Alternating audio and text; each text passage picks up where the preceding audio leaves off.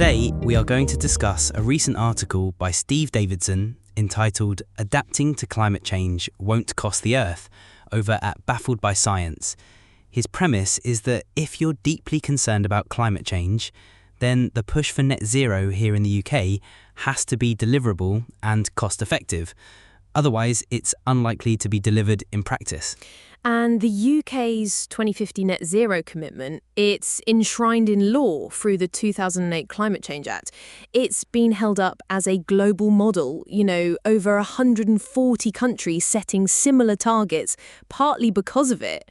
But what if, and this is what Davidson suggests, there's another perspective, one that questions if these policies are, the most practical or cost-effective way forward, and they might come with, frankly, staggering costs. It's a critical question, particularly if you're genuinely worried about climate action. And what's fascinating, even groups like the Tony Blair Institute have raised concerns. They actually said the economy and ultimately the climate are not served by setting unrealistic targets that we don't meet. Right, so it makes you wonder, are we focusing resources in the most impactful way? Exactly. And that's what this deep dive is about today, giving you a shortcut to understanding the economic, the societal realities of both net zero and adaptation, what it all means for you, for your community. So, delving into the practicalities of net zero in the UK sounds like a huge effort, and connected to the bigger picture, the UK emits less than 1% of global CO2 emissions. Which isn't to say our efforts don't matter, but it puts the problem into perspective, doesn't it? Absolutely. Even if the UK hits net zero tomorrow, the actual reduction in global temperatures would be, basically unmeasurable. And meanwhile, you've got global emissions still rising rapidly. Think China, India, developing economies. Their increases dwarf our potential reductions. And then there are the practical limits of renewables right now. Yeah, that's a big one. Wind and solar, they're intermittent. They only generate power sometimes. So you need backup. You absolutely need backup, either traditional fossil fuels or incredibly expensive large-scale battery storage. Grid stability is paramount. I saw Sky News reported the UK could face blackouts without new gas power stations. That's right. And then the Telegraph mentioned even Ed Miliband is planning new gas plants because you need them for reliability. But running two systems, renewables and backup, that's just inherently more expensive, isn't it? It is less efficient, and ultimately that cost finds its way to you, the consumer, through bills. Let's talk figures then, because they are quite something. The OBR, the Office for Budget Responsibility, they estimate net zero could add £30 billion every year to public spending. £30 billion a year, and that could push up national debt to maybe 21% of GDP by 2050. Which is a 50% increase from their own estimate just a few years back in 2021. Partly because of energy market changes and, just realising the sheer scale of investment needed. And the article also mentions Catherine Porter's analysis, which is striking, because since 2006, the UK has spent something like £220 billion on decarbonisation.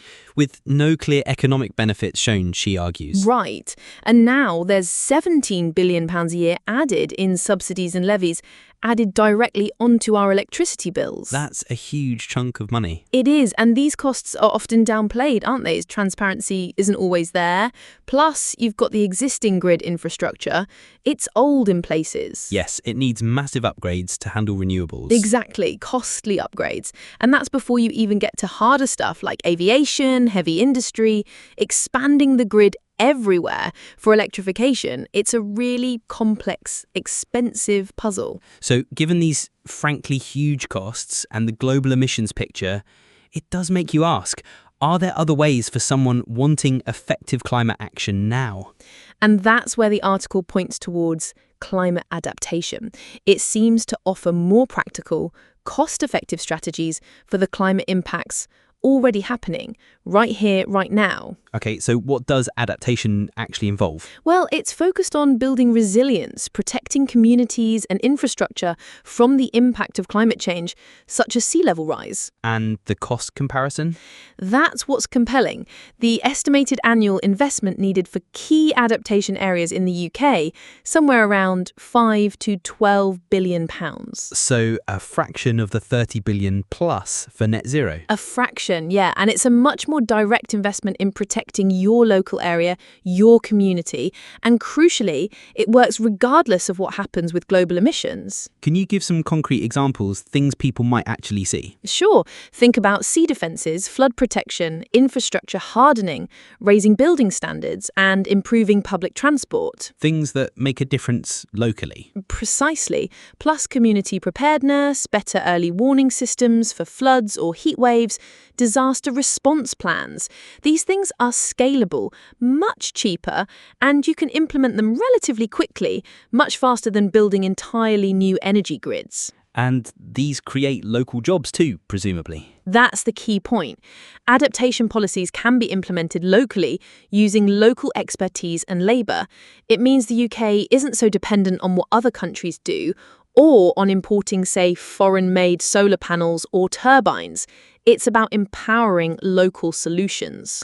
Okay, so just to sum up then, adaptation seems to offer tangible benefits regardless of global emissions trends for maybe a third of the investment of net zero, and it tackles the climate changes we're already facing, the ones impacting you now. That's the core argument emerging from this article. Which leads to, I think, quite a provocative thought for anyone truly dedicated to climate action. Which is?